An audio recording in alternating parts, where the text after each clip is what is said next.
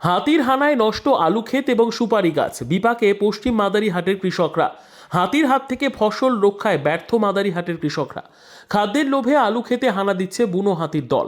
মঙ্গলবার রাতে আলিপুরদুয়ার জেলার মাদারিহাট থানার পশ্চিম মাদারিহাট এলাকায় হানা দেয় একপাল হাতি।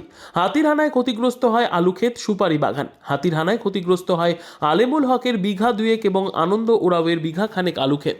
ক্ষতিগ্রস্ত আনন্দ ওরাও জানান, মঙ্গলবার রাতে আনুমানিক 8-10টি হাতির একটি পাল হানা দেয় এলাকায়। হানা দিয়ে বিঘা খানেক আলু ক্ষেত ক্ষতিগ্রস্ত করে, পাশাপাশি বেশ কিছু সুপারি গাছ ক্ষতিগ্রস্ত করে বলে জানান তিনি। বন দপ্তরের সঙ্গে যোগাযোগ করতে ব্যর্থ হয়েছেন তিনি বলে জানান। প্রায় 3-4 ঘন্টা তাণ্ডব চালিয়ে জঙ্গলে ফিরে যায় হাতির দল। তবে বন দপ্তরের তরফে জানানো হয়েছে, খবর পাওয়া মাত্র এলাকায় পৌঁছয় বনকর্মীরা। ক্ষতিগ্রস্ত কৃষকরা আবেদন করলে সরকারি নিয়মে ক্ষতিপূরণ পাবেন বলে বন দপ্তরের তরফে জানানো হয়েছে। আমার সুপারি গাছ ক্ষতি করছে, আলু ক্ষতি করছে। কতগুলো আলু? আলু 1 বিঘা, প্রায় 1 বিঘা হয়ে যাবে। আচ্ছা, এটা ক্ষতি হয়েছে। আর সুপারি গাছ 4-5টা ভেঙেছে, আর তার মধ্যে অনেকগুলো গাছের পাতাগুলো খেয়ে নষ্ট করেছে। 8 থেকে 10টা হাতি ছিল, তার মধ্যে বাচ্চাও হাতি ছিল। আচ্ছা, কটা নাগাদ আসছিল?